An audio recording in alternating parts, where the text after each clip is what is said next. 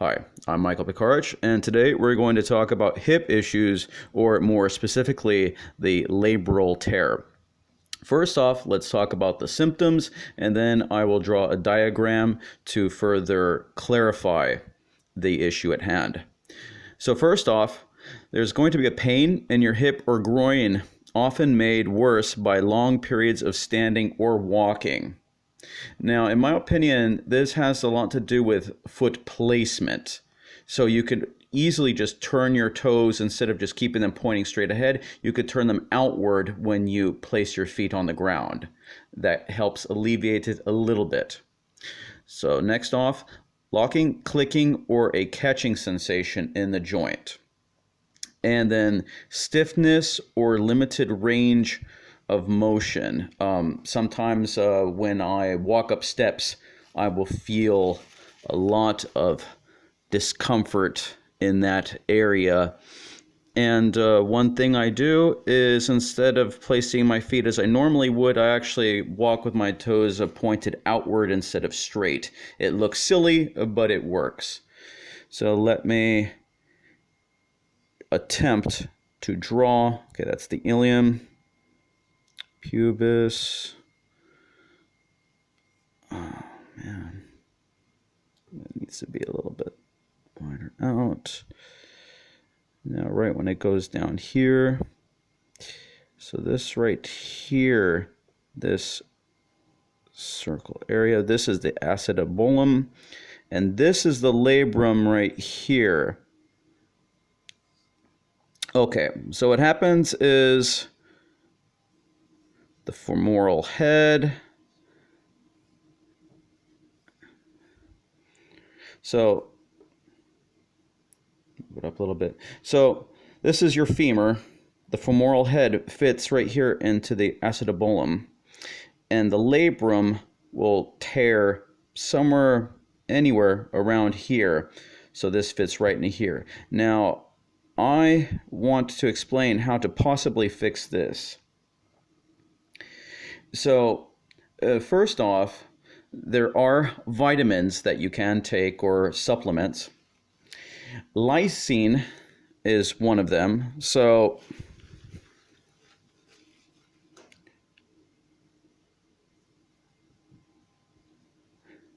as well as threonine. Now, these usually are found in the exact same food, so it shouldn't be a problem. And to also include vitamins A, C, E, copper, and zinc. Okay. I'm sure all of you are pretty well versed in where to get these from.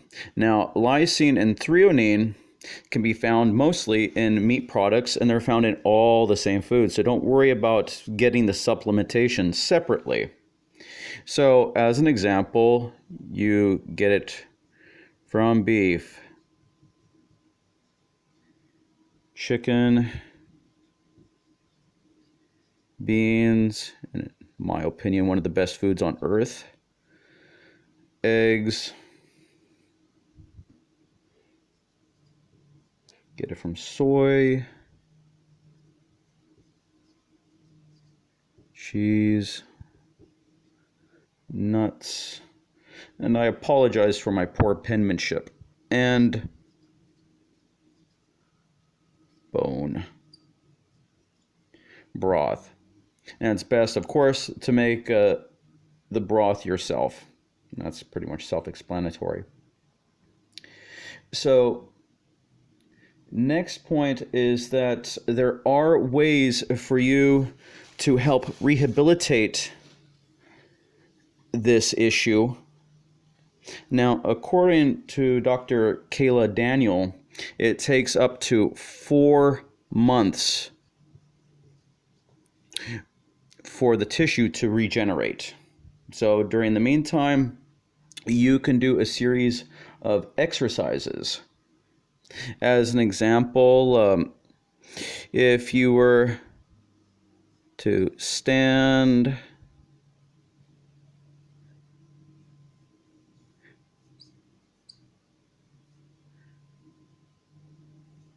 that's really bad. Now what happens is, what you can do is you can stand and you can do kind of a leg sweeping motion. And according to experts, what you do is you don't raise it laterally all the time. What you can do is you can raise it a little bit backwards, so you use more of your gluteus, because the gluteus will help keep the hip area very stable. A lot of people who suffer from either hip or lower back problems find there are same commonality problems. Usually it has to do with weak lower abdominals, hip flexors, sartorius, gluteus. This general area of the lower core is a big problem. And if you don't want to do this, a lot of physio experts will have you lie down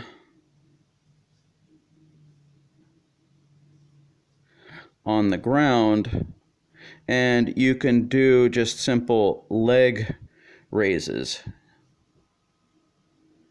That way you're not putting pressure on the joint itself, but you are building the muscles around it. Now, the reason why I stress building the muscles is, if we look at, and this is going to get scary, so bear with me.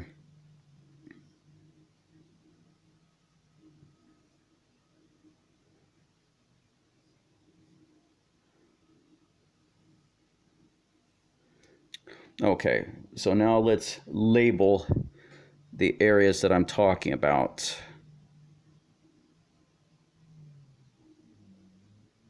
This is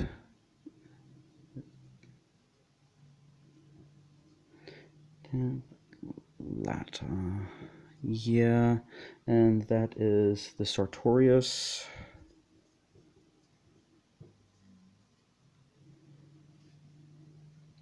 And the vastus lateralis. Boy, my Latin's getting bad. Okay.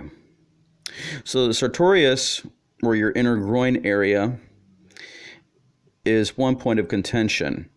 The tensor fascia lata and the vastus lateralis, the outer part of your leg here, these are two of the three main muscles I'd really like to focus on. Unfortunately, I can't add the gluteus because it's behind all of this, but the gluteus, the tensor fascia lata, vastus lateralis. So if you do any kind of leg raises or lower abdominal exercises, whether you're hanging from a bar and raising your legs, or you're lying on the ground and you're doing any kind of scissor kicks or leg raises, these will help strengthen that area and slowly give your body, well, a better chance of healing, as well as increasing the likelihood that the tissue around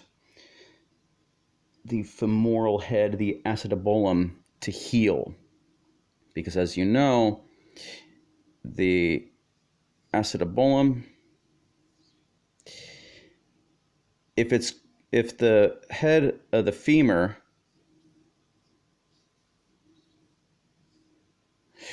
is going to be clicking in and out of this,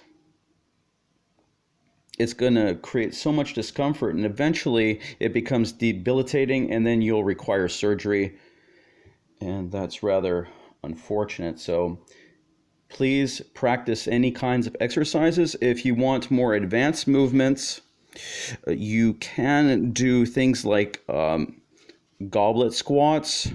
But if you're going to do a squat, I would recommend is what they call the sumo stance, which means if you're going to do a squat, you don't have your feet pointing straight ahead.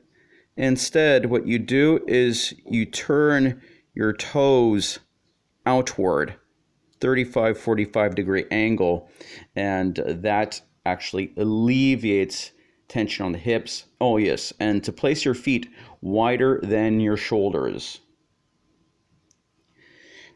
So, there is a connection to foods as well as joint inflammation.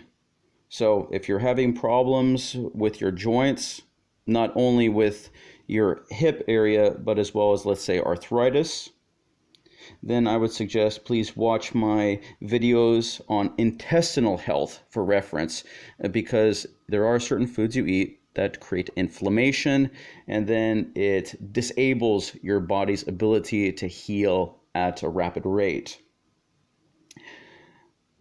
Please subscribe, like, and share. I hope this will help you in some way, and please practice a higher version of yourself. Thank you for watching.